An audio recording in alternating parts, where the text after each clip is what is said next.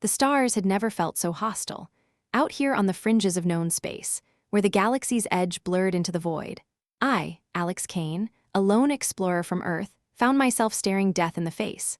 The storm hit without warning, a raging tempest of cosmic dust and ionized particles that shredded my shuttle's hull like paper. I crash-landed on Epsilon Eridani's forsaken moon, a rock called Nytheria, shrouded in perpetual twilight. The air was breathable, but the cold, it was a killer, seeping through my suit like icy fingers clawing at my bones. My survival kit was scattered, but I managed to salvage the essentials: a thermal sleeping bag, a flare gun, and a flickering comms device that spat static into the ether. As the winds howled like banshees from ancient myths, I sought refuge in a jagged cave system, its walls glistening with bioluminescent fungi that cast an eerie, pulsating glow. I wasn't alone. That's when I first saw her, Elara. She emerged from the shadows like a specter woven from moonlight and mystery. Her skin was pale as fresh snow, almost translucent under the faint light, and her hair cascaded in waves of silver white, framing a face that could haunt dreams. Small, pointed ears peeked through those strands, delicate like those of some elfin legend, but there was nothing fragile about her. She wore a form-fitting garment of iridescent fabric that hugged her curves with an elegance that screamed both royalty and danger, sleeves that flowed like liquid silk, a neckline that plunged just enough to tease the imagination, and accents of glowing runes that pulsed with an inner energy. She was from Zerathia, she later told me, a world of eternal dusk where her kind thrived on the essence of life itself. At first, I thought she was a hallucination, a trick of the hypoxia setting in, but no, she was real, and she was starving. Her eyes, a piercing violet that seemed to swallow the light, locked onto mine with a hunger that sent a shiver down my spine unrelated to the cold. "Human," she whispered, her voice a melodic hiss that echoed off the cave walls, carrying an accent like wind through crystal chimes. "You intrude upon my hunt." She was an alien vampire, or something akin to it, not the blood-sucking fiends of Earth's folklore, but a being who fed on biothermal energy, the very warmth that kept hearts beating and minds alive. Her people, the Zerathians, were legends among spacers, elegant predators who roamed the stars, siphoning life from the unwary to sustain their immortal grace. I raised my flare gun, my hand steady despite the frost nipping at my fingers.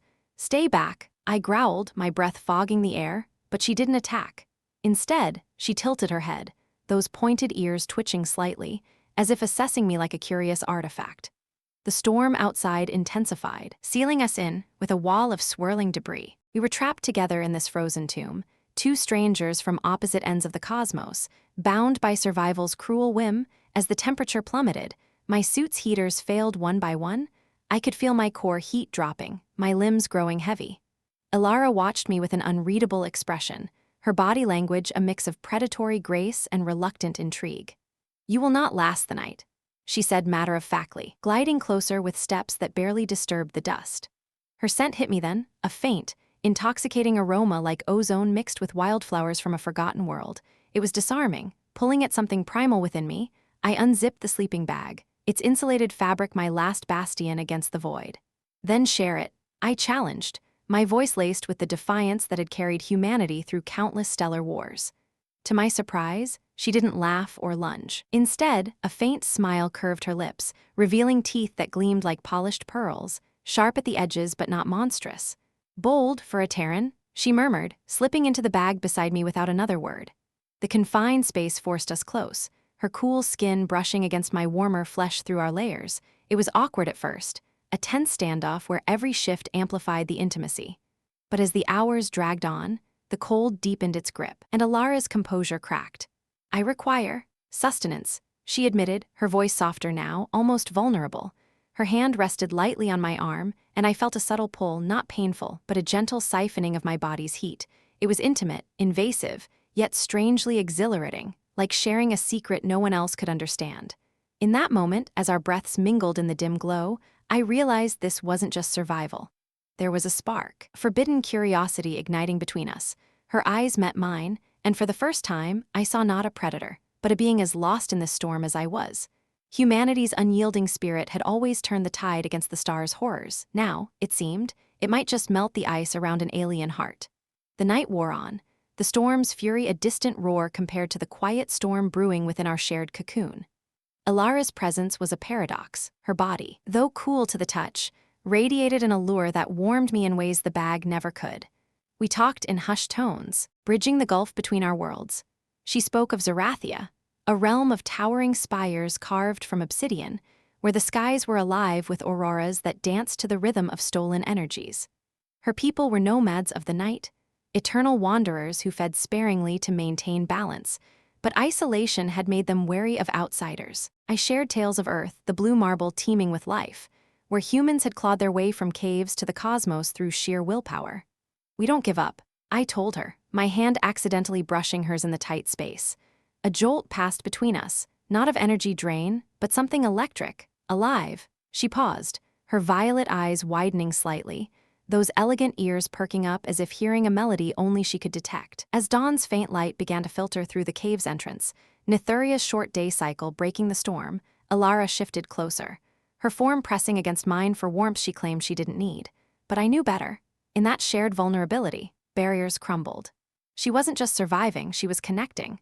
Drawn to the B letter 1EA5T KHU letter 1EA5T, the unyielding vitality of a human soul. When we finally emerged, battered but alive, the shuttle's emergency beacon hummed to life. Rescue was coming, but as we waited, Elara's hand lingered on my shoulder, a silent promise. "You have given me more than energy, Alex," she whispered. "Perhaps there is more to explore."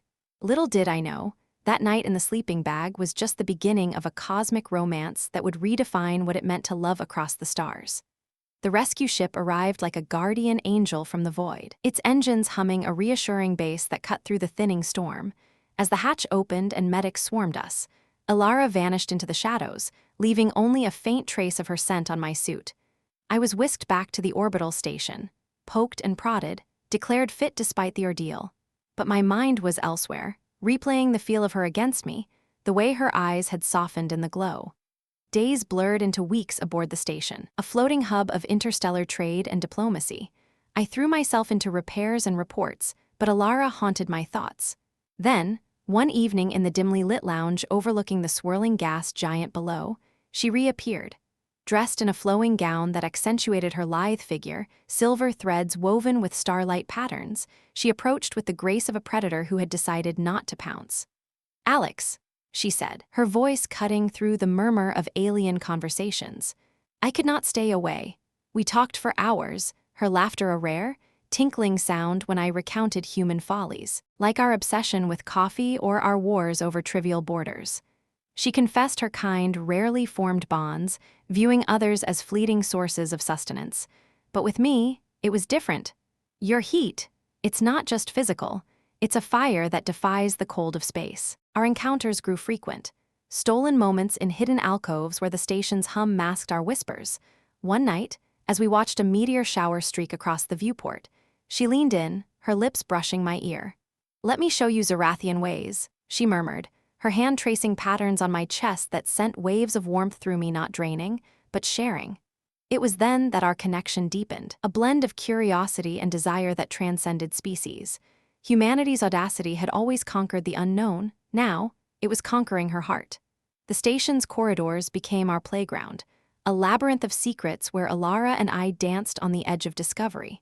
She taught me to navigate the subtle energies of the universe, how to feel the pulse of stars as if they were extensions of my own heartbeat.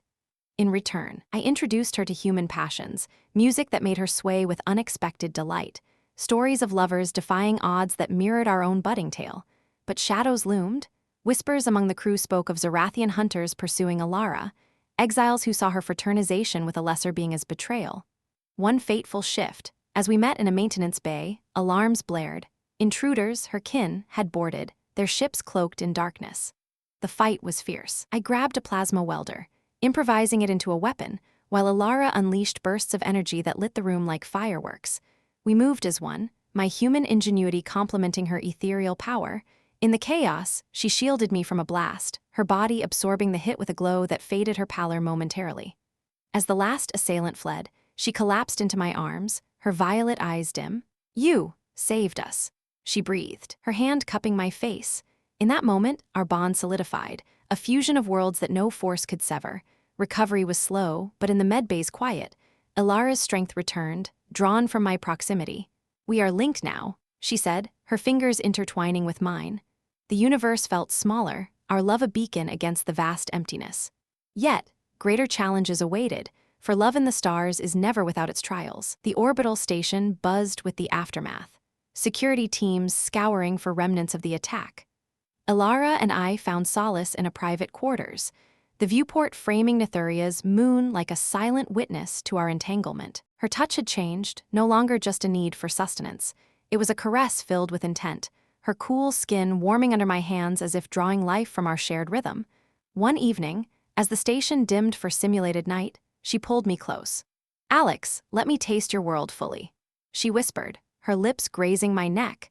The air thickened with anticipation, her body pressing against mine in a way that ignited every nerve. We explored each other with the wonder of discoverers charting new territories, her pointed ears sensitive to my breath, her curves yielding yet commanding. It was a dance of contrasts, my human warmth melting her Zerathian reserve, her energy surges heightening sensations to euphoric heights. In the afterglow, tangled in sheets that smelled of us, she confessed, "No one has ever made me feel alive like this." Humanity's passion had turned a vampire of the stars into a lover, proving once more that we conquer not just with force, but with heart. But as peace settled, a new storm brewed, a summons from Zerathia itself, demanding Elara's return. The message arrived encrypted, a holographic missive that materialized in our quarters like an unwelcome ghost. Elara's face paled further as she read it, her elegant features twisting in conflict. "My queen calls me home," she said, her voice barely above a whisper.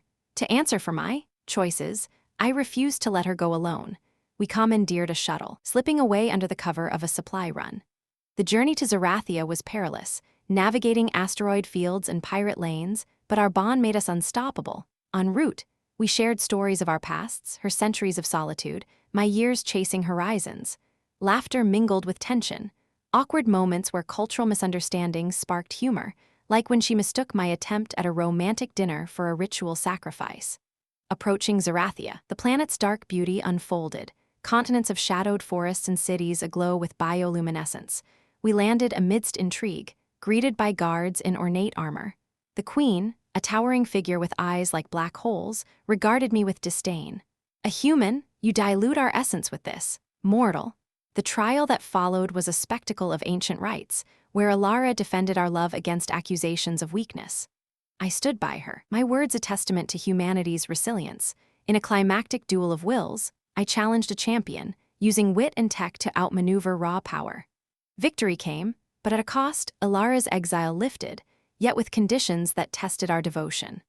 The royal court of Zerathia was a labyrinth of intrigue, where alliances shifted like the planet's eternal twilight. With the queen's reluctant blessing, Elara and I were thrust into a diplomatic role, bridging human and Zerathian worlds. But peace was fragile, rival factions plotted, seeing our union as a threat.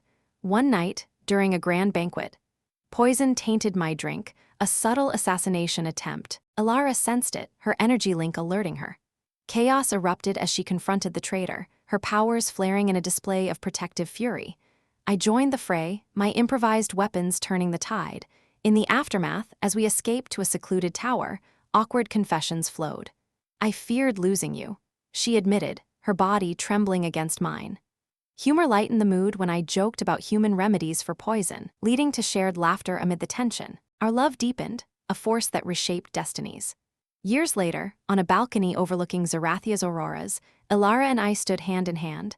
Our journey from a frozen cave to cosmic courts had forged an unbreakable bond. Children of mixed heritage played below, symbols of unity.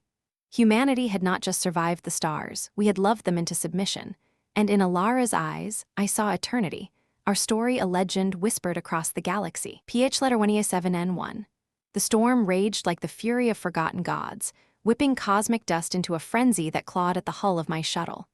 I was Alex Kane, a seasoned explorer from Earth, pushing the boundaries of human ambition into the uncharted voids of space. Epsilon Eridani's moon, Nytheria, loomed below, a desolate rock bathed in eternal twilight, its surface a maze of jagged craters and whispering winds. My mission was simple: scout for habitable zones, collect samples, and return to the orbital outpost with data that could reshape humanity's reach. But fate, that capricious mistress of the stars, had other plans. The engines sputtered, alarms blaring as the shuttle plummeted. I gripped the controls, muscles straining against the G-forces, my mind racing through emergency protocols.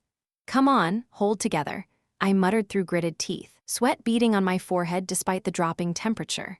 The impact was bone-jarring, a thunderous crash that echoed across the barren landscape. Smoke billowed from the wreckage, and I stumbled out, my environmental suit hissing as it sealed minor breaches. The air was thin but breathable, laced with a metallic tang that made my throat tighten. Night was falling fast, and with it came a cold so profound it felt alive, seeping through layers of insulation like invisible tendrils. I gathered what I could, a compact survival pack, a flare pistol holstered at my side, and the thermal sleeping bag designed for extreme conditions. The cave system nearby offered shelter, a network of tunnels carved by ancient volcanic activity, their walls shimmering with faint bioluminescent veins that pulsed like a heartbeat. I ducked inside, the wind's howl muffled to a distant moan. Setting up camp in the dim glow, I activated a heat lamp, its warm light a small defiance against the encroaching freeze. That's when I sensed her. A shadow detached from the deeper recesses, moving with a fluidity that no human could match. She stepped into the light, and time seemed to stutter. Elara, though I didn't know her name yet, was a vision from some interstellar myth.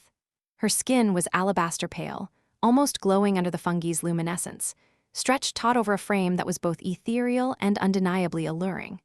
Silver-white hair cascaded down her back in silky waves, framing a face of sharp, elegant features, high cheekbones, full lips curved in an enigmatic smile, and eyes like amethysts catching starlight. Small, pointed ears adorned with subtle jeweled rings peeked through her tresses, adding to her otherworldly charm. She wore a garment that seemed woven from the night itself, form-fitting fabric in deep indigo, accented with glowing threads that traced her curves, the neckline dipping low enough to hint at the grace beneath, sleeves flowing like capes of shadow. It was attire fit for a queen, or perhaps a huntress, blending luxury with lethal intent. "Who are you?" I demanded, my hand instinctively reaching for the flare pistol. My voice echoed slightly, betraying the mix of adrenaline and awe surging through me. She tilted her head, those violet eyes appraising me with a hunger that sent a primal shiver down my spine. "A wanderer like you," she replied, her voice a melodic whisper, carrying an accent that evoked chimes in a gentle breeze. "But from Zerathia, a world where light fears to tread." She moved closer, her steps silent on the rocky floor, and I caught her scent, an intoxicating blend of cool ozone and faint, exotic blooms like rain on alien petals. Zerathia, the name stirred memories from spacer lore, a planet of perpetual dusk, home to beings who thrived on the essence of life. They were called vampires by some, though not the blood drinkers of Earth's old tales. No, these were energy siphoners, elegant predators who drew biothermal warmth from the living to fuel their near-immortal existence. Elara was one of them, stranded here perhaps by her own mishap, her presence both a threat and a mystery. The storm outside intensified, sealing the cave entrance with a barrier of swirling debris. We were trapped, two souls from distant worlds forced into an uneasy alliance. "You feel warm," she observed, her gaze lingering on me with an intensity that made my pulse quicken. Humans, so full of fire, I unzipped the sleeping bag, spreading it out as a makeshift barrier between us. "Stay on your side," I warned, though my tone lacked conviction. The cold was deepening, gnawing at my edges, and her proximity offered an inexplicable pull. She complied, slipping in beside me with a grace that belied the confined space. Our bodies brushed inevitably, her cool skin against my suited form, a contrast that sparked an unexpected awareness. As the hours ticked by, conversation flowed in fits and starts. She spoke of her hunts across the stars, pursuing elusive energies to sustain her kind, while I shared stories of Earth's triumphs, how we tamed fire, split atoms, and leaped to the cosmos on wings of ingenuity. "Your species is resilient," she admitted, a note of admiration creeping into her voice. Her hand rested lightly on my arm, and I felt a subtle draw, not painful, but a gentle exchange, her drawing just enough heat to ward off the chill. The intimacy grew, the bag's confines turning our shared breath into a shared secret. When the temperature plunged further, Elara shifted, her body pressing closer. "I must draw more," she whispered, her lips near my ear, sending a wave of warmth through me that had nothing to do with temperature. In that moment, as her form molded against mine, a spark ignited, curiosity blending with desire, the unyielding spirit of humanity meeting the enigmatic allure of the stars. The night deepened, and with it, our connection. Elara's eyes softened in the glow, her pointed ears twitching at my every word. We were no longer strangers, we were survivors, teetering on the edge of something profound. Humanity had always turned adversity into advantage now, it seemed. Even a frozen cave could birth a cosmic flame. But as dawn's faint light began to pierce the storm's veil, Elara's hunger resurfaced, her body inching atop mine in a move that blurred necessity and intent. Her weight was light, yet commanding, her curves aligning with mine in a way that stirred emotions long dormant. "Allow me," she murmured, her hands framing my face, and in that vulnerable instant, I surrendered to the pull, feeling her energy weave with my own. It was more than survival. It was the dawn of an interstellar bond, where a human's fire could melt an alien vampire's icy reserve. And as the storm subsided, I knew our story was just beginning, a tale of love defying the void. As the faint light of Nytheria's dawn crept through the cracks in the storm-sealed cave, painting the walls in subtle hues of lavender and gray, Elara's body remained draped over mine, her weight a tantalizing pressure that blurred the line between necessity and desire. Her silver-white hair spilled across my chest like a cascade of moonlight, and I could feel the subtle rhythm of her breathing syncing with my own, each inhale drawing just a whisper of my warmth into her being. It wasn't theft, it was an exchange.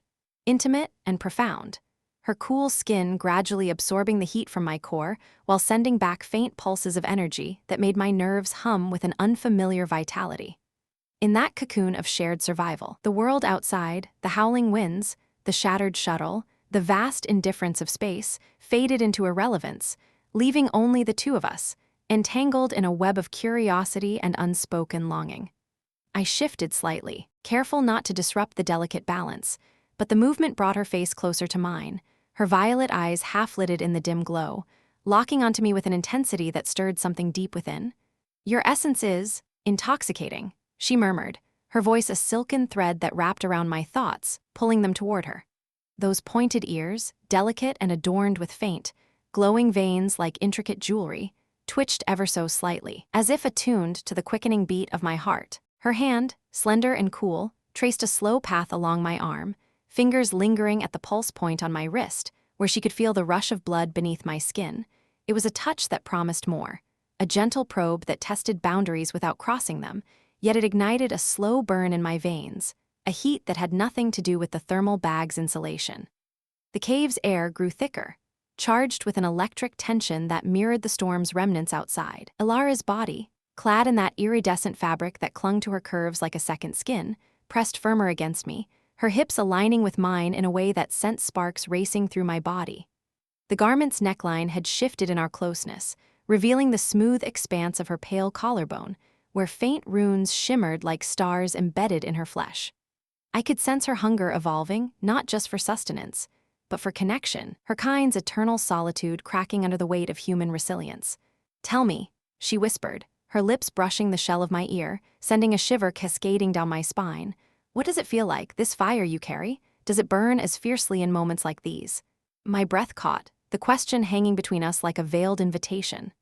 I turned my head, our faces inches apart, and for the first time, I allowed my hand to explore in return, fingers grazing the curve of her waist where the fabric met her skin. It was smoother than silk, cooler than expected, yet yielding under my touch, as if her body was awakening to sensations long dormant. The contact deepened the pull between us. I felt a subtle surge, her drawing more heat, but this time it was reciprocal, a loop of energy that amplified every sensation.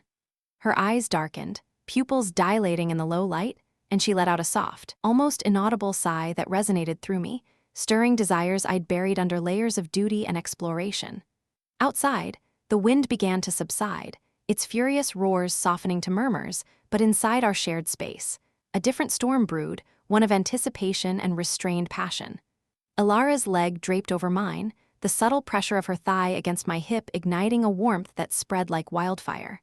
She shifted again, deliberately this time, her body arching slightly as if testing the waters of this newfound intimacy.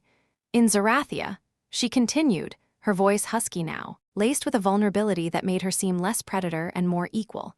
"We take what we need in solitude, but with you, it's different. Your warmth invites sharing, not stealing." Her fingers trailed upward, along my jawline, thumb brushing my lower lip in a gesture that was both tender and teasing. Her pointed ears flushing a faint pink at the tips, a sign, I would later learn, of her own rising arousal. The erotic undercurrent pulsed stronger, the confines of the bag turning every movement into a caress, every breath into a promise. I could feel the contours of her form, the swell of her breasts against my chest, the gentle curve of her hips, molding to me as if we were pieces of a puzzle long separated by the stars. My mind raced with the impossibility of it all, a human explorer and a Zerathian energy siphon, bound not by force but by mutual fascination. Yet, in that suspenseful hush, doubt crept in. What if this was merely her nature, a survival tactic honed over centuries? The thought added a layer of tension, making my heart pound harder, my hands more hesitant as they explored the elegant lines of her back, feeling the subtle ridges where her spine met hidden strengths. She sensed my hesitation, her violet gaze piercing through the shadows to meet mine. "Do not fear the draw," she assured, her body pressing closer, eliminating any space between us, her curves fitting against me with a precision that bordered on exquisite torment. The fabric of her attire was thin, almost translucent in places under the bioluminescent light, hinting at the allure beneath without revealing it fully. A faint glow emanated from her skin now, syncing with the cave's pulses, as if our connection was awakening something ancient within her. Her hand slipped lower, resting on my abdomen, fingers splaying out to absorb more of my heat, but the touch lingered, exploratory, sending waves of desire crashing through me. Time stretched in that intimate limbo, the outside world a distant echo as our breaths quickened in unison. Elara's lips parted slightly, her tongue darting out to wet them, and I found myself drawn to the sharp elegance of her features, the way her silver hair framed her face like a halo of temptation. The erotic suspense built like a crescendo, each subtle shift heightening the awareness of our bodies, the potential for more hanging in the air like charged particles before a lightning strike. "Show me," I finally whispered, my voice rough with need, my hand cupping the nape of her neck, fingers tangling in her hair. She leaned in, her cool breath mingling with my warmer exhale, and in that moment, the boundary between sustenance and seduction blurred entirely. But just as our lips hovered on the brink, a faint tremor shook the cave, an aftershock from the storm, or perhaps something more ominous. Elara tensed, her ears perking up, violet eyes sharpening with alertness. "We are not alone," she breathed, her body still pressed against mine, the erotic charge now laced with suspenseful danger. The pull between us remained, unsatisfied yet intensified, as the unknown intruded on our private world. My flare pistol lay within reach, but disentangling from her seemed impossible, our forms too intertwined, our desires too entangled. The tremor grew, rocks shifting overhead, and Elara's hand tightened on me, not in hunger but in protection. "Stay close," she urged, her voice a mix of command and concern, her curves shifting against me in a way that kept the fire alive even as peril loomed. Whatever approached, be it natural hazard or something from her shadowed past, only heightened the stakes, turning our budding connection into a lifeline amid the uncertainty. In that charged pause, I realized this was no fleeting encounter. It was the spark of something cosmic, where human fire met alien mystery, and neither would emerge unchanged. As the sounds drew nearer, Elara's body arched protectively over mine, her silver hair veiling us like a shroud, and I felt the dual pull of fear and fascination, the erotic tension coiling tighter, promising revelations in the face of the unknown. The cave's glow flickered, casting dancing shadows that mirrored the turmoil within, and in her eyes, I saw not just a vampire of the stars, but a partner in the dance of survival and desire. The flickering glow of the cave intensified as the tremors escalated, the bioluminescent fungi pulsing erratically like a warning heartbeat from the depths of Nytheria itself. Elara's arched form above me tensed further, her silver hair a shimmering curtain that partially obscured the encroaching shadows, but it couldn't hide the way her violet eyes narrowed, scanning the darkness with a predator's acuity. The erotic haze that had enveloped us moments ago transformed into a charged undercurrent, fueling rather than dissipating the adrenaline now surging through my veins, her protective stance only heightening the intimacy, her curves still pressed against me in a blend of guardianship and lingering desire. "They've found me," she hissed, her voice a low rumble that vibrated through our shared contact, sending a thrill of curiosity mingled with dread racing down my spine. Before I could question who they were, the cave wall opposite us cracked with a deafening snap, shards of rock exploding inward like shrapnel from a cosmic grenade. Dust billowed in a choking cloud, and through it emerged figures cloaked in shadows, Zerathian hunters. Their forms similar to Elara's but twisted with malice, their pale skins etched with glowing scars that writhed like living tattoos. There were 3 of them, each towering and lithe, clad in armored variants of her elegant attire, weapons humming with energy blades that sliced the air with a sinister whine. Their leader, a male with eyes like fractured obsidian, snarled in a language that my translator implant rendered as guttural threats. "Traitor, consorting with a Terran vermin?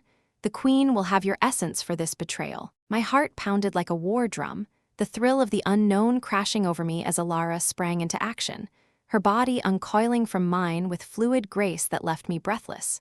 She positioned herself between me and the intruders, her hands igniting with violet energy orbs that crackled like contained storms, illuminating the cave in bursts of dramatic light. "You dare invade my exile?" she retorted, her voice echoing with a regal authority that surprised even me, revealing layers of her past I hadn't glimpsed before, a fallen noble, perhaps, hunted for reasons buried in Zerathian politics. The air thickened with tension, the hunters circling like wolves, their pointed ears flattened in aggression, while I scrambled for my flare pistol, my human instincts kicking in amid the chaos. The first attack came swift and thrilling, the leader lunging with his energy blade arcing toward Elara's throat in a blur of motion. She dodged with supernatural speed, her silver hair whipping like a banner of defiance, and countered with a blast that sent him reeling against the wall, cracks spiderwebbing outward in a dramatic display of power. Sparks flew, the cave trembling anew as if the moon itself recoiled from the violence. I fired the flare pistol, the projectile bursting into a blinding inferno that engulfed one of the flankers, his screams a high-pitched wail that echoed curiously through the tunnels, surprising in its vulnerability, reminding me that even these star vampires could feel pain. The heat from the flare washed over us, mingling with the erotic warmth still lingering from our earlier closeness, turning the fight into a surreal ballet of survival and revelation. But the hunters were relentless, their movements a coordinated symphony of lethal intent. The second one leaped over his fallen comrade, claws extended, actual retractable talons that gleamed under the pulsing light, aiming for my exposed side. Time seemed to slow in that climactic instant, my mind racing with thrilling possibilities. Was this the end, or the spark that would forge our bond unbreakable? Elara intercepted him midair, her body twisting in a feat of agility that defied gravity, slamming him down with a force that cratered the floor. Energy surged between them, her siphoning his biothermal essence in a reversal that left him writhing, his form dimming like a fading star. "You underestimate the fire he carries," she growled, her eyes flashing toward me with a mix of protectiveness and something deeper, a curious affection that surprised me amid the mayhem. The leader recovered, roaring as he unleashed a barrage of energy lances, bolts of violet plasma that streaked through the air like vengeful comets, scorching the walls and forcing us back.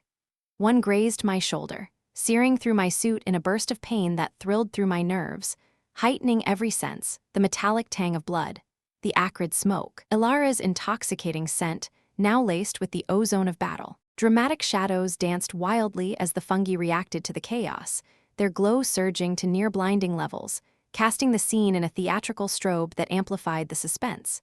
I dove behind a rocky outcrop, my mind whirling with questions: who was this queen, and why hunt Elara now? But there was no time for answers. Survival demanded action. In a surprising twist that caught even the hunters off guard, Elara channeled the energy she drained, her form glowing with an inner radiance that made her hair float as if in zero gravity, her curves outlined in ethereal light that turned her into a goddess of the void. She hurled a concentrated sphere at the leader, but he deflected it with his blade, the impact exploding in a shockwave that hurled us all apart. I tumbled, slamming into the sleeping bag's remnants, my vision blurring as rocks rained down. Thrilling fear gripped me. Was she overwhelmed?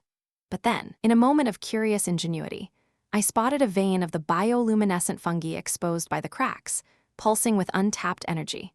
Human adaptability surged within me. I fired another flare into it, igniting a chain reaction that flooded the cave with overwhelming light and heat, blinding the hunters who, adapted to eternal dusk, shrieked in agony. Elara seized the opportunity, her movements a blur of dramatic precision. She closed on the leader, her hands clamping onto his shoulders in a grip that siphoned his strength wholesale, his scarred skin paling as she drew him dry. "For Zerathia," He gasped in defiance, but his voice weakened, revealing a surprising vulnerability, a flicker of regret in his obsidian eyes that hinted at deeper loyalties fractured by blind obedience. The third hunter, recovering from the flare, charged at her back, but I intercepted, tackling him with raw human force, my fists pounding against his armored form until Elara finished him with a final energy drain. The cave fell silent save for our ragged breaths, the dramatic climax leaving the air heavy with spent power and unspoken revelations.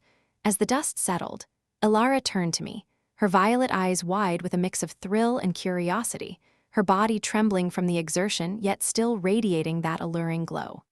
You turned their weakness against them, she breathed, stepping closer, her hand reaching out to touch the singed spot on my shoulder, healing it with a gentle infusion of energy that soothed like a lover's caress. The surprise lingered in the air, not just the victory, but the way our synergy had unfolded, human grit complementing Zerathian grace in a partnership that felt destined. Questions burned within me. Who were these hunters truly after, and what secrets did Elara hide?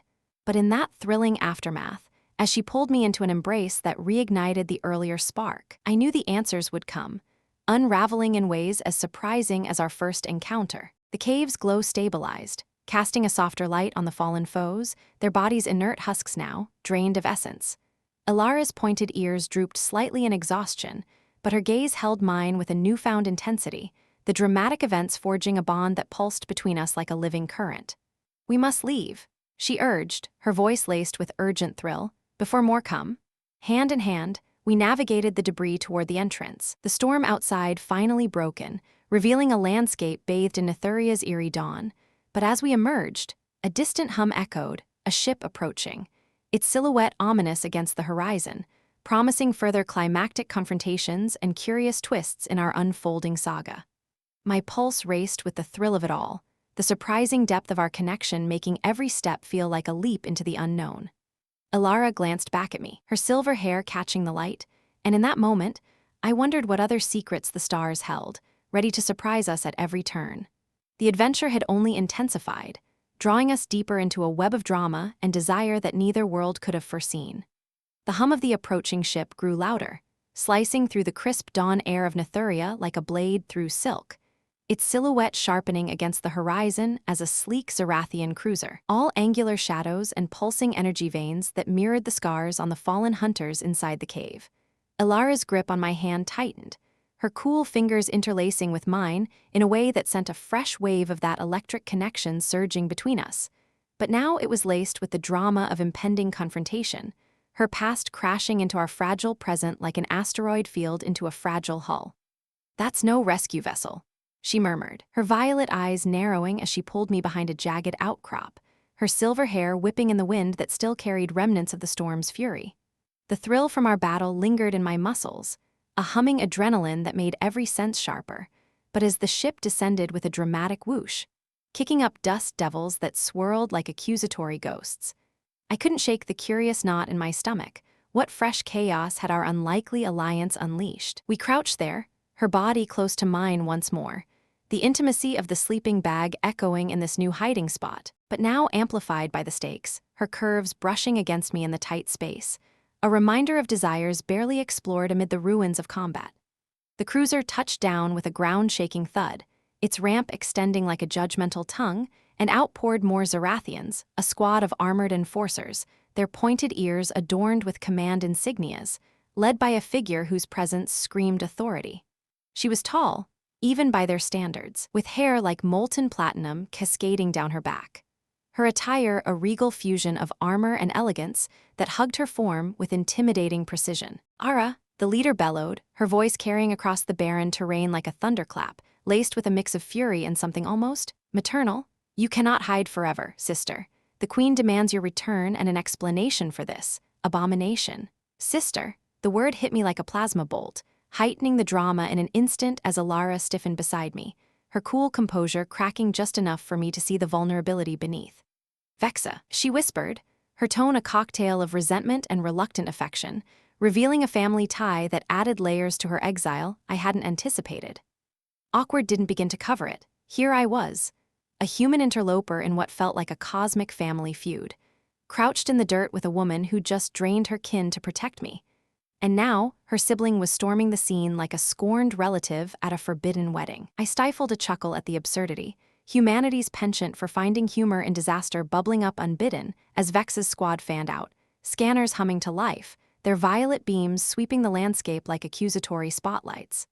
Elara shot me a glance, her pointed ears flushing that faint pink again, a sign I'd come to associate with her inner turmoil, and whispered urgently, "We need a diversion. Your flare pistol aim for the fuel vents on the underbelly." Her plan was bold, dramatic even, but as I nodded and readied the weapon, the awkwardness escalated when one of Vex's guards stumbled upon the cave entrance, spotting the drained husks inside. "Traitors felled by her hand," he shouted, his voice echoing with shocked indignation, turning the scene into a full-blown spectacle. Vexa whirled, her eyes locking onto our hiding spot with uncanny precision, and in that heart-pounding moment, I fired, the flare streaking like a comet, exploding against the cruiser's vents in a shower of sparks that sent the ship shuddering, alarms blaring in chaotic symphony. Chaos erupted, heightening the drama to operatic levels as the enforcers scattered, some diving for cover while others charged our position, energy blades igniting with sizzling menace. Elara leaped out, her form a blur of graceful fury, clashing with the nearest guard in a clash of violet energies that lit the dawn like fireworks gone rogue. I joined the fray, my human bulk less elegant but no less effective, tackling another enforcer with a grunt that echoed my earthborn wrestling days, awkwardly effective, if not poetic, not the face. I quipped as I dodged a swipe, injecting a dash of humor into the tension, which drew a surprised laugh from Elara mid-battle, her silver hair swirling as she drained her opponent dry.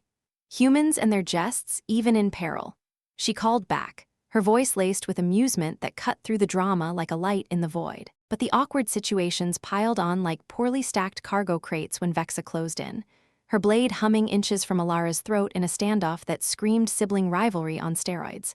"You disgrace our bloodline, consorting with this warm-blooded ape."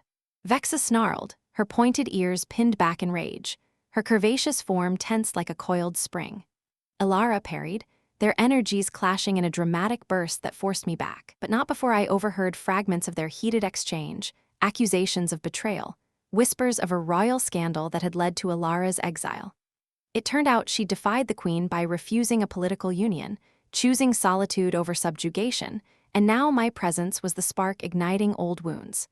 I felt like an unwitting extra in a galactic soap opera, my cheeks heating with embarrassment amid the mayhem. Seizing a moment, I improvised humorously awkward aid by grabbing a loose rock and hurling it at Vex's scanner, shattering it in a spray of sparks that made her whirl on me with comically exaggerated outrage. "You dare, Terran?" she spat, her elegant features twisting into a mask of disbelief, as if I'd just insulted her at a formal dinner rather than in a life-or-death skirmish.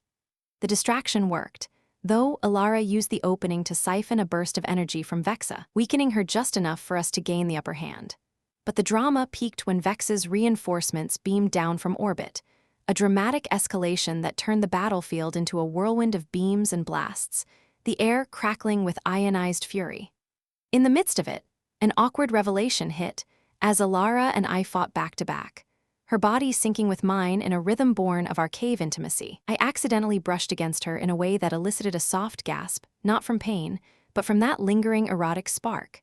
"Timing, Alex," she muttered with a wry smile, her violet eyes twinkling despite the peril, adding a humorous edge to the heightened tension. I grinned back, dodging a blast. Blame the adrenaline, humans multitask poorly. The quip lightened the moment, but the drama refused to relent. Vexer rallied her forces, cornering us against a crater's edge, her voice booming with theatrical flair. "Surrender, or watch your pet human perish."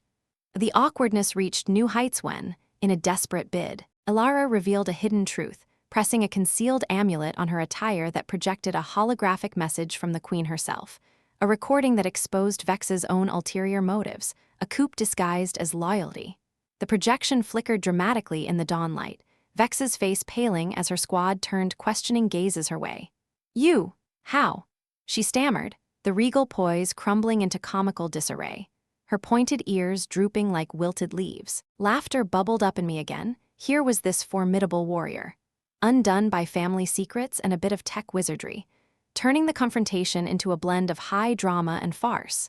Seizing the confusion, Elara and I pressed the attack, her energies weaving with my improvised tactics, me using the flare pistol to create blinding flashes while she drained the wavering guards. The battle's climax built in waves of thrilling exchanges, a guard lunging at me only to trip over his own feet in the uneven terrain, landing in an awkward heap that had Elara snorting in amusement mid-drain.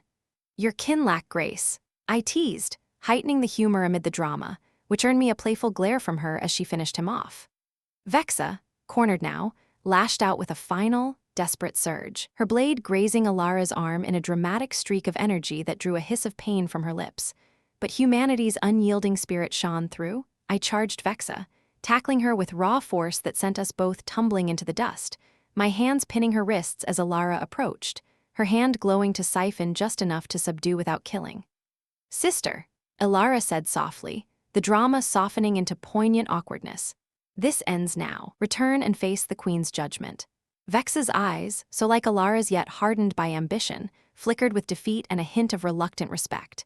"You, and this human, it's unnatural," she muttered, but there was a curious humor in her tone, as if even she saw the absurdity of it all, a Terran besting Zerathian elite through sheer audacity. As the squad stood down, the cruiser powering up under Elara's command via overridden codes, the tension eased into a bizarre post-battle lull. Vexa, bound but unbroken, eyed me with awkward curiosity from her seat. "What does she see in you, ape? Your jokes?" I shrugged, injecting more humor. "Better than your welcoming committee. Next time, bring snacks." Elara chuckled, bandaging her arm with a strip from my suit, her touch lingering in a way that reignited that intimate spark, but now in front of an audience that made it deliciously awkward. The drama had heightened to fever pitch, weaving awkward family reunions with humorous human flair. But as we lifted off toward the orbital station, leaving Nytheria's moon behind, I knew this was merely a chapter in a saga growing ever more entangled. Vexa's presence aboard added layers of uncomfortable tension, sibling barbs flying like stray energy bolts, with me caught in the crossfire, offering quips that diffused explosions but heightened the comedic drama. "If all Zerathians are this dramatic," I whispered to Elara during a quiet moment in the cockpit, her body close as she piloted, "family holidays must be a blast." She smiled, her pointed ears perking up, violet eyes warm with affection. "You have no idea, Alex, but with you, it's bearable." The ship hurtled through space, the stars blurring past, carrying us toward uncertainties laced with desire, drama, and the awkward beauty of worlds colliding. Yet, as we docked at the station, a new twist awaited, alerts flashing about a larger Zerathian fleet on approach, drawn by the skirmish's echoes. The drama refused to fade, pulling us deeper into awkward alliances and humorous mishaps, our bond the anchor in the storm. Elara's hand found mine again, cool yet comforting, and in that touch, I felt the promise of more thrills, laughs, and passions yet to unfold amid the cosmos' grand theater. As the station's docking clamps engaged with a resonant clang, the ship settled into its berth amid the orbital hub's bustling array of vessels. A floating crossroads where species from across the galaxy bartered secrets and supplies under the watchful gaze of holographic security grids. Alerts flickered across the cockpit screens, crimson warnings about the approaching Zerathian fleet, dozens of cruisers slicing through the void like shadows hungry for resolution, drawn inexorably by the echoes of our skirmish on Nytheria's moon. The drama hung thick in the air, a palpable tension that made every glance between Elara and me feel charged with unspoken urgency, her cool hand still clasped in mine as if anchoring us against the coming storm.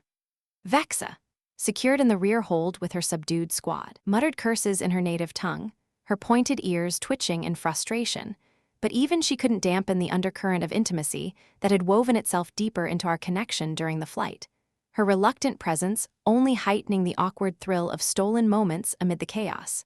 We disembarked into the station's main concourse, a vast dome alive with the hum of alien commerce, tentacled merchants haggling over glowing artifacts, avian diplomats fluttering through zero-grav corridors, and holographic ads flickering like digital fireflies.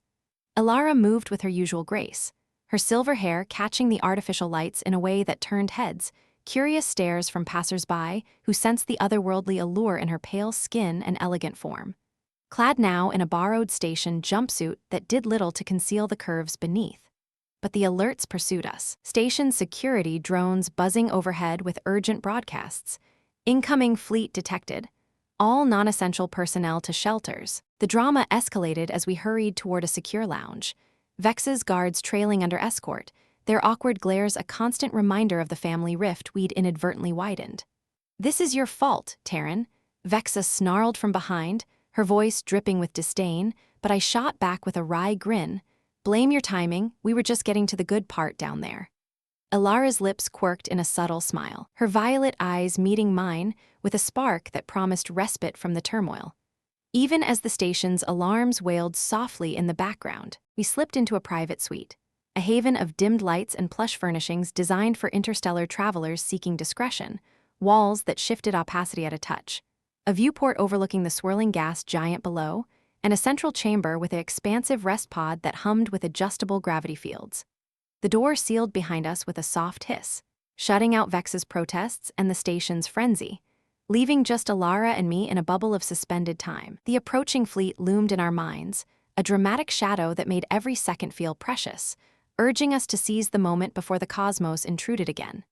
"We have time," she whispered, her voice a melodic caress that sent a warm shiver through me, her hand releasing mine only to trail up my arm, fingers light yet insistent, drawing me closer in the low gravity that made our movements feel like a slow dance. The air between us thickened with anticipation, the bond forged in the cave and tempered in battle now blossoming into something more profound, a fusion of human passion and Zerathian intimacy that transcended words. Elara's eyes darkened, pupils expanding like eclipsing stars, as she stepped nearer, her body aligning with mine in a way that recalled our shared warmth in the sleeping bag, her curves pressing softly against me, the fabric of her jumpsuit thin enough to hint at the smoothness beneath. I felt the subtle pull of her energy, not draining but sharing, a gentle exchange that amplified every sensation, making my skin tingle where her touch lingered. "Let me feel your fire fully," she murmured, her pointed ears flushing that delicate pink, a sign of her vulnerability that stirred something deep within me, turning the awkward uncertainties of our worlds into a thrilling invitation. My hands found her waist, drawing her in as our lips met in a kiss that started tentative, exploratory, a brush of cool against warm, her full lips yielding with a softness that belied her strength. The drama of the fleet faded to a distant hum as the kiss deepened, her silver hair cascading over us like a veil, her scent enveloping me in that intoxicating blend of ozone and exotic blooms. We moved toward the rest pod, the low gravity allowing us to float slightly, adding a playful awkwardness as we navigated the space, her laughter bubbling up when I nearly bumped into a floating console, injecting a touch of humor that eased any lingering tension. "Humans and their clumsiness," she teased, her voice husky now, but her eyes shone with affection, pulling me down onto the pod's cushioned surface where the fields adjusted to cradle us perfectly. In that intimate sanctuary, clothes were shed with unhurried care, revealing the elegant lines of her form, pale skin glowing faintly under the room's soft illumination, curves that invited exploration without demand, her pointed ears sensitive to my breath as I traced them gently.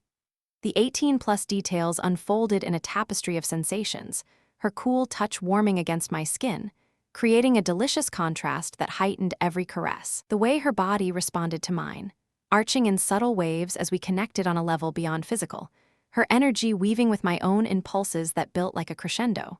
It was a dance of discovery, tender yet intense, where awkward moments, like misjudging the gravity and ending up in a tangled embrace, dissolved into shared smiles, keeping the experience lighthearted even as passions rose. Elara's hands explored with a curiosity born of centuries, her fingers mapping the contours of my body as if committing every detail to memory, while I reciprocated, reveling in the smoothness of her skin, the subtle glow that emanated when our energies synced. The act itself was a blend of gentleness and fervor, bodies moving in harmony under the pod's adaptive fields, the low hum of the station blending with our breaths to create a symphony of intimacy. There were no harsh words or explicit demands. Instead, it was an expression of trust and desire, her violet eyes locking onto mine at the peak, conveying emotions that words could never capture, a profound connection where human resilience met alien grace, turning potential conflict into unity. As waves of pleasure coursed through us, building to a shared release that left us breathless and entwined. The awkward humor resurfaced in the afterglow, Elara's pointed ears twitching as she nestled against me, her cool form now radiating a borrowed warmth. "You're kind, so generous with your fire," she whispered with a playful lilt, her hand tracing idle patterns on my chest, eliciting a chuckle from me, And yours, so efficient at sharing it back. I replied, the light banter easing us into a comfortable silence, even as the viewport showed the first glimmers of the approaching fleet, distant specks growing larger, reminding us that drama waited just beyond our door. But in that stolen interlude, the bond solidified. Passions explored in a way that complied with the subtle boundaries of our worlds, leaving us stronger for the trials ahead. The station's alarms grew insistent, pulling us back to reality, but as we dressed with lingering touches, her fingers brushing mine, my lips grazing her forehead, the intimacy lingered like a promise, fueling our resolve against the encroaching shadows. Vex's voice crackled over the intercom, her tone a mix of impatience and reluctant acceptance. The fleet signals parley. Whatever you've done in there, make it count. Elara smiled at me, her silver hair tousled in a way that made her look even more alluring, and together we stepped out, ready to face the drama with hearts intertwined. The concourse had transformed into a hive of activity, station personnel scrambling as the Zerathian fleet loomed closer, their lead ship hailing for negotiations. Awkward alliances formed in the command center, Vexa, unbound now under truce, standing beside us with crossed arms, her gaze flickering between disdain and curiosity at our evident closeness. If this human has swayed you so, she muttered to Elara, injecting unintended humor, perhaps I should try one myself. We shared a quiet laugh, the tension breaking slightly, but the drama heightened as the Queen's hologram materialized, her imposing figure demanding answers for the unrest. In the ensuing talks, our bond became our strength, Elara advocating for peace, me offering human insights that surprised the assembly, turning potential war into tentative accord. Yet, as agreements were forged, a subtle awkwardness persisted, stolen glances between Elara and me, her hand brushing mine under the table, reminders of our private moments amid public scrutiny. The fleet dispersed, but not without concessions. Elara granted amnesty, Vexa demoted but spared, and me, the unlikely human hero, invited to Zerathia as an envoy. Life aboard the station settled into a new rhythm, our relationship deepening through shared adventures, exploring hidden sectors where bioluminescent gardens bloomed under artificial stars, or debating cultural quirks over synthesized meals, her confusion at human idioms leading to humorous mishaps, like when she misinterpreted "spill the beans" as a literal request, resulting in a messy galley incident that had us laughing until our sides ached. The passions we discovered in that suite became a foundation, explored in quiet evenings where intimacy blended with conversation, her energy sharing evolving into a mutual gift that enhanced our connection without overwhelming. But the cosmos never stayed calm. Whispers of dissent from Zerathian hardliners reached us, heightening drama once more.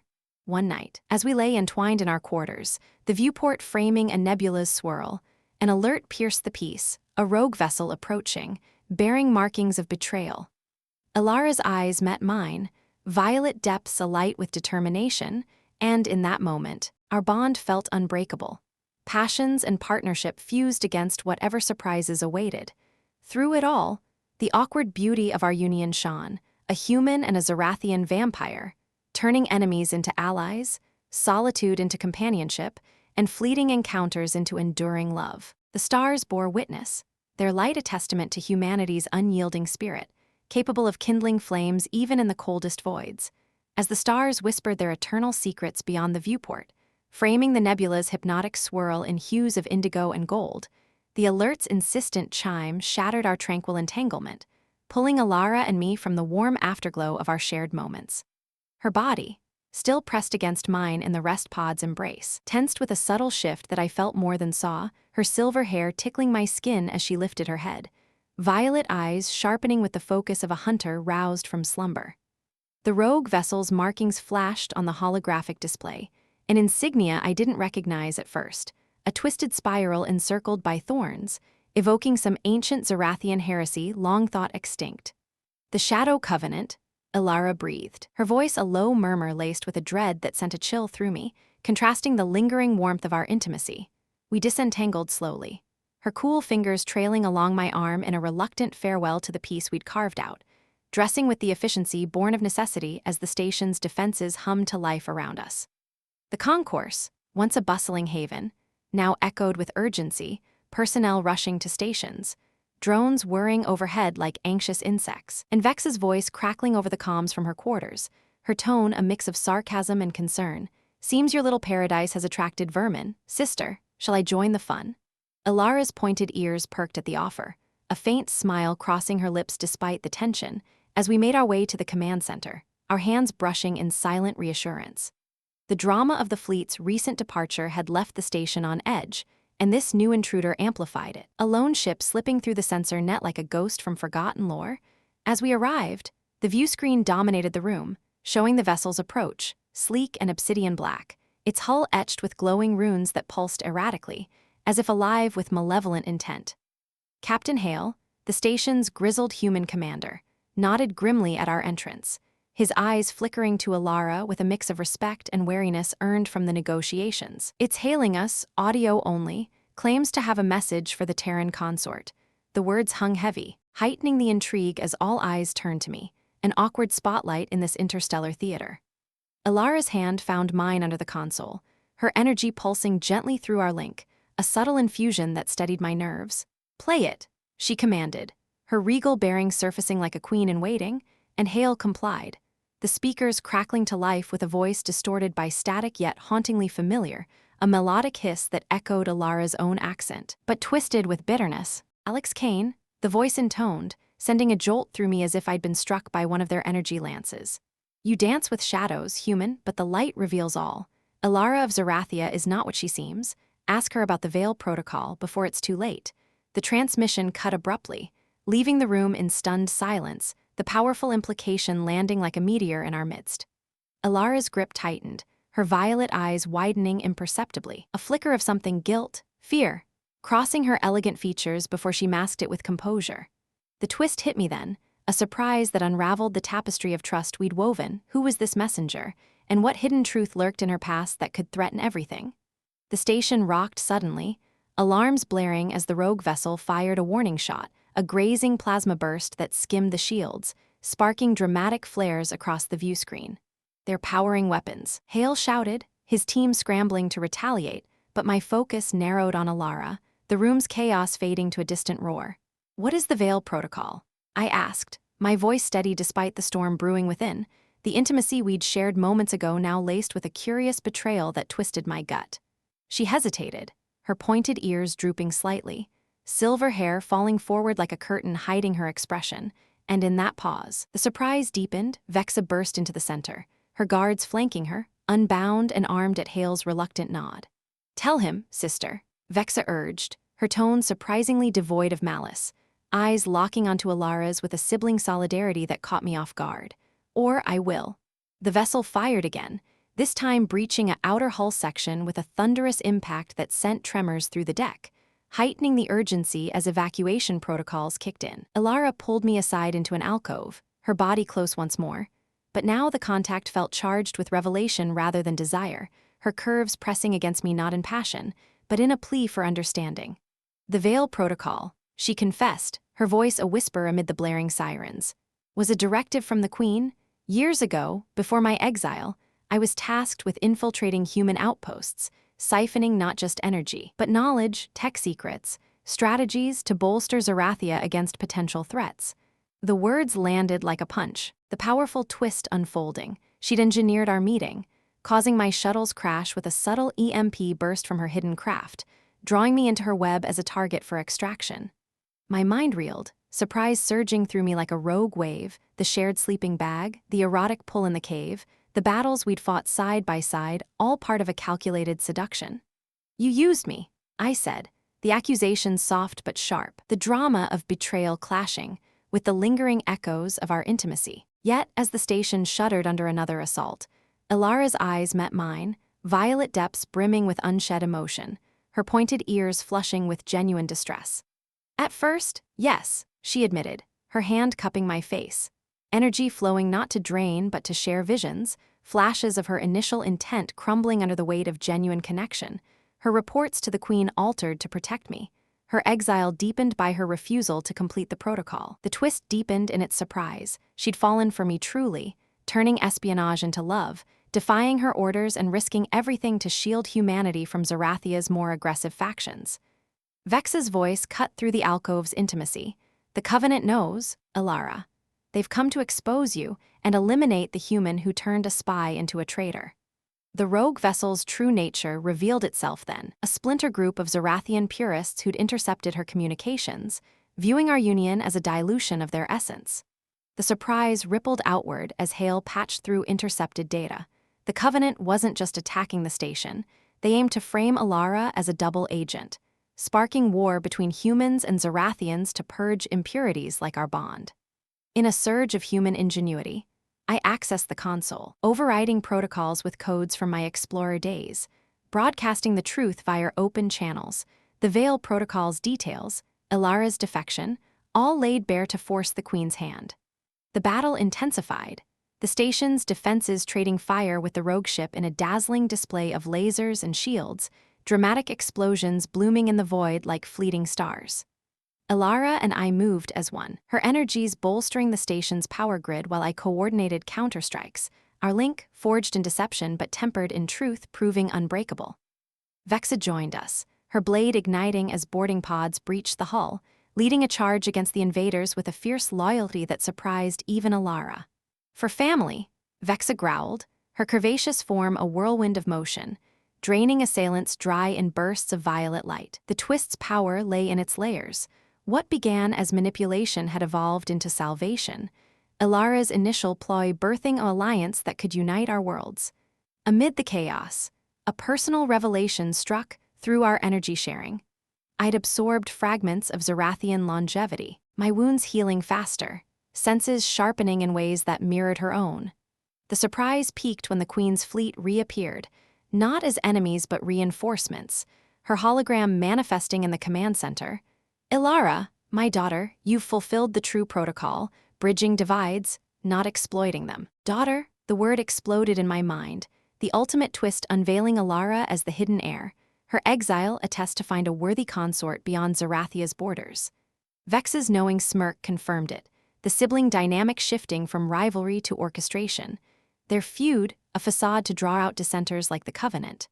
The rogue vessel faltered under combined fire, its hull cracking in a spectacular implosion that lit the nebula like a supernova, debris scattering like confetti from a cosmic celebration. As silence returned, Elara turned to me, her pale skin glowing with relief, curves relaxing against mine in an embrace that blended apology and affirmation. "Forgive me, Alex," she whispered, her lips brushing mine, the intimacy reborn from the ashes of deception. The surprise had reshaped us, humanity's unyielding spirit not just conquering hearts, but thrones turning a calculated encounter into a legendary union. With the Covenant defeated, the Queen's approval sealed our path, an invitation to Zerathia not as envoy, but as equals, our bond a beacon for peace. Vexa clapped my shoulder, her tone gruff but approving, "Not bad for a warm blood. Welcome to the family." Laughter bubbled up amid the wreckage, the drama resolving into hope, but as we gazed at the stars, I knew more twists awaited. Yet with Elara by my side, surprises felt like adventures, not threats. The station stabilized, repairs humming into action, and in our quarters later, as we entwined once more, the viewport showing Zerathia's distant gleam, Elara shared more visions, prophecies of a hybrid future, where human fire and Zerathian grace birthed new eras. The powerful twist had surprised us all, but in its wake, love endured, a testament to the cosmos' unpredictable beauty. As the visions faded from my mind like dissipating nebulae, leaving behind echoes of futures where children with violet eyes and human tenacity roamed starlit halls, Elara and I lingered in the quiet embrace of our quarters, the distant gleam of Zerathia, a beacon pulling us toward uncharted destinies. The station's repairs thrummed steadily through the bulkheads, a rhythmic heartbeat restoring order after the Covenant's fiery demise, but even in this respite, a subtle tension simmered, whispers over the comms of royal summons, Vex's lingering presence like a storm cloud on the horizon, and the weight of Elara's newly revealed heritage pressing upon us like increased gravity. Her cool body nestled against mine, silver hair splayed across the pillow in a halo of moonlight, but her pointed ears twitched at every faint alert chime, betraying the drama brewing beneath our surface calm. "The Queen, my mother, expects us soon," she murmured, her voice a melodic thread weaving through the dim light, her hand tracing idle patterns on my chest that stirred memories of our intimacies. Yet now laced with the awkward reality of stepping into a royal court as her chosen consort. We rose eventually, the pull of duty overriding the allure of stolen time. Dressing in attire befitting an audience, Elara in a flowing Zerathian robe that accentuated her curves with elegant folds of iridescent fabric, and me in a hastily replicated human diplomatic suit that felt stiff and out of place, like a spacer trying to play prince. The humor struck first in the mirror, my reflection staring back with tousled hair and a bemused grin, while Elara adjusted my collar with a playful tug. "You look regal in a rugged way," she teased, her violet eyes sparkling, but the awkwardness deepened when Vexa calmed us mid-preparation. "Hurry up, lovebirds, Mother's shuttle is docking, and she doesn't tolerate tardiness or Terran fashion faux pas." I chuckled, buttoning the jacket wrong on the first try, earning a genuine laugh from Elara that lightened the air. But as we stepped into the corridor, the drama heightened with the arrival of the Queen's vanguard, towering Zerathian honor guards in ornate armor, their pointed ears adorned with jeweled crests, scanning us with eyes that held a mix of deference and subtle disdain for the human in their midst. The docking bay transformed into a stage of interstellar pageantry, the Queen's shuttle a masterpiece of obsidian and glowing runes that hissed open to reveal her majesty. Nytheria, a vision of timeless authority, taller than Elara, with hair like cascading platinum waves and a gown that seemed to absorb and refract the station's lights, hugging her regal form with an intimidating grace. Her violet gaze, sharper and more piercing than her daughter's, locked onto me first, heightening the drama in an instant as the air thickened with unspoken judgments. "So this is the Terran who has appended my court," she intoned, her voice echoing like a command from the void, stepping forward with a presence that made the guards snap to attention. Elara bowed slightly, pulling me into an awkward mimicry, my human nod feeling comically insufficient amid the elaborate gestures, while Vexa smirked from the sidelines, her curvaceous figure leaning against a bulkhead like a spectator at a farce. "Mother," Elara began, her tone steady but laced with tension. "Alex has proven?" Nytheria cut her off with a raised hand, her eyes appraising me like a specimen under a scanner, the awkward situation escalating as she circled us slowly, her gown whispering against the deck. "Proven, by seducing my heir in a frozen cave, or by turning a protocol into a personal rebellion?" The words hung heavy, drama coiling like a spring, but humor peeked through when one guard's earpiece buzzed loudly, startling him into dropping his ceremonial staff with a clatter that echoed absurdly. "Steady, Jorak," Vexa quipped, her voice dripping with mock sympathy. "The human isn't that terrifying yet." The Queen's lips twitched almost imperceptibly, a crack in her facade, but she pressed on, heightening the stakes. "Zerathia teeters on division. The Covenant was but a symptom, hardliners whisper of purity, viewing your union as dilution. Prove your worth, Terran, or I dissolve this folly." The shuttle ride to Zerathia amplified the drama, the vessel slicing through hyperspace with a hum that vibrated through our seats, enclosing us in a confined space where awkward silences bloomed like alien flora. Nytheria sat enthroned at the head, flanked by advisors whose pointed ears perked at every word, while Elara and I occupied a bench opposite, our thighs brushing in a subtle reminder of our bond amid the scrutiny. Vexa lounged nearby, her presence a wild card, alternating between barbed comments and unexpected defenses. "Tell me, Alex," Nytheria probed, her gaze boring into me, "what makes a mere explorer worthy of royal blood?" I swallowed, the awkwardness peaking as I fumbled for words. "Well, Your Majesty, humans have a saying, it's not the size of the ship, it's the motion of the ocean." "Wait, that came out wrong?" Vexa's snort of laughter broke the tension, even drawing a faint chuckle from an advisor, but Thalia's expression remained stern, heightening the drama as she leaned forward. "Wit may charm my daughter, but Zerathia demands strength. You will face the trials of union, ancient rights to bind or break." Arrival on Zerathia thrust us into a whirlwind of heightened spectacle, the planet's eternal dusk enveloping us in a twilight haze, towering spires of obsidian-piercing, aurora-streaked skies, and crowds of pale-skinned citizens gathering in vast plazas, their violet eyes wide with curiosity and murmurs of scandal. The palace loomed like a living entity, its halls echoing with the drama of court intrigue, nobles in gowned elegance whispering behind fans, their pointed ears twitching at our approach. Elara's hand squeezed mine as we were led to the grand chamber, but awkwardness struck when a servant mistook me for a diplomat's aide, offering a lowly bow that had Vexa cackling outright. "Rise, fool, he's the one who tamed the princess," she called, injecting humor that rippled through the assembly, lightening the air even as Thalira ascended her throne, her curvaceous silhouette commanding silence. The trials began with dramatic flair.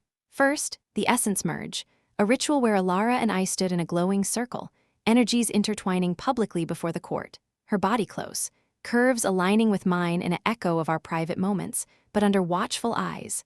The contact turned awkwardly charged, whispers rising as our shared glow illuminated the hall, Vexa quipping from the sidelines, "Try not to drain him dry. Sister, we need him coherent for the next part." Laughter bubbled among the nobles, but the drama intensified when a hardliner noble interrupted, his voice booming, "This mockery profanes our lineage. A human cannot sustain Zerathian fire." Thalira silenced him with a glare, but the seed of doubt heightened the stakes, my heart pounding as the merge deepened, visions of our hybrid future flashing publicly now, eliciting gasps and awkward shifts from the audience. Next came the combat veil, a simulated arena where illusions of covenant warriors assaulted us, testing our synergy.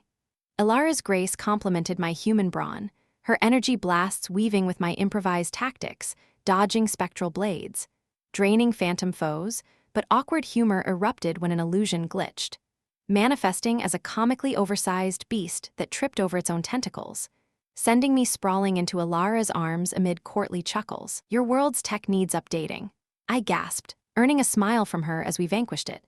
But the drama peaked with a real sabotage, a hardliner tampering the controls, turning illusions solid, blades grazing my skin in a burst of pain that drew Elara's protective fury. She siphoned the intruder's essence mid-arena, her form glowing with rage, heightening the spectacle as Thalira rose, declaring, "Treachery unveiled."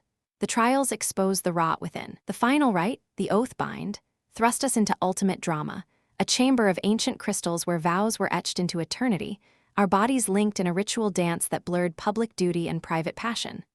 Awkwardness soared as the court watched, murmurs rising at our close embraces, Elara's curves pressing against me, her silver hair mingling with my breath, but humor softened it when Vexa heckled, "Keep it PG, you too, mothers watching." Thalira's eventual nod of approval came amid thunderous applause, but not without a twist, a hidden factions bomb detonating nearby, rocking the palace in a chaotic finale. We rallied, Elara and I leading the defense with Vex's aid, draining saboteurs in bursts of violet light, my quips, "Next time, send invitations," cutting through the tension like a laser. In the aftermath, as dust settled and alliances solidified, Thalira embraced Elara, her voice soft with pride. "You chose well, daughter. The human brings balance and amusement." Awkward family dynamics shifted to warmth, Vexa slapping my back with grudging respect. "Welcome to the madness, brother-in-law." The drama had heightened to crescendo, weaving awkward revelations with humorous reprieves, but as Elara and I retreated to private chambers, her hand in mine, the future gleamed brighter, Zerathia and Earth forging ties through our union. Prophecies unfolding in ways both thrilling and tender. Yet, whispers of lingering dissent echoed, heightening the promise of more trials, but with Elara's cool touch warming against me. Awkward situations felt like adventures, humor a shield against the void. The cosmos watched, humanity's fire illuminating Zerathian grace, our story a legend in the making. As the echoes of the palace's tremors faded into the eternal dusk of Zerathia, leaving behind a hush broken only by the soft auroras dancing across the spires like celebratory veils, Elara and I stood hand in hand on a balcony overlooking the vast twilight expanse, the weight of the trials lifting like mist in the morning light. The hardliners' plot had unraveled completely in the bomb's aftermath, their leaders drained and detained, confessions spilling forth under Thalira's unyielding gaze, revealing a conspiracy rooted not just in purity, but in envy of Elara's growing legend, the heir who had bridged worlds with a human at her side. Vexa, ever the wild card, had proven instrumental, her quips giving way to genuine strategy as she coordinated the palace guards, her curvaceous form a beacon of fierce loyalty that mended old sibling rifts in the heat of battle. "Not bad for a warm blood," she admitted later, clapping my shoulder with a grin that held no malice, only the awkward warmth of family forged in fire. Thalira summoned us to the throne room one final time, her regal presence softened by the ordeal's resolution, her platinum hair catching the crystal lights in a way that made her seem less a monarch and more a mother relieved. "You have not only passed the trials, Alex Kane," she declared, her voice resonating through the hall where nobles now bowed with respect rather than whispers. "You have healed fractures in our realm. Zerathia welcomes you as consort to the heir and as a son." The awkwardness of the moment melted into profound acceptance, Elara's violet eyes meeting mine with a depth that spoke of futures we'd glimpsed in our shared visions, her pointed ears perking with quiet joy as she squeezed my hand. Humor lingered even here, as Vexa muttered under her breath, "Just don't teach Mother your ocean metaphors, we'd never hear the end of it," drawing a rare, full laugh from Thalira that echoed like chimes, lightening the grandeur into something intimately human or perhaps Zerathian.